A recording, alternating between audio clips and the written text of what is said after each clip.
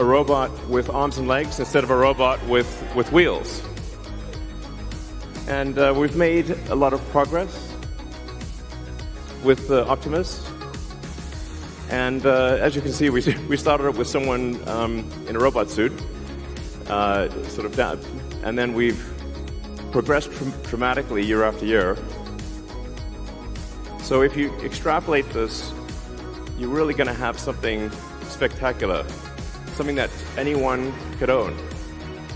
So you could have your own personal R2-D2 C-3PO. But fundamentally, at scale, the Optimus robot, you should be able to buy an Optimus robot for, I think, probably $20,000 to $30,000 long term. So, and what can it do?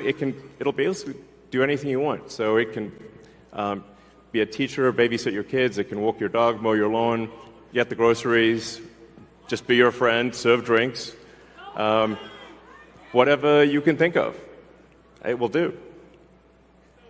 And yeah, it's going to be awesome. I think this will be the biggest product ever of any kind. Yeah. Because I think everyone, of the 8 billion people of Earth, I think everyone's going to want their Optimus buddy. And there's going to be maybe two, and then they'll be producing products and services. I predict, actually, provided we address risks of digital superintelligence, 80% probability of good, a good outcome. Look on the bright side. The cup is 80% full. The cost of products and services will decline dramatically, and basically anyone will be able to have any products and services they want. One of the things we wanted to show tonight was that Optimus is not a canned video.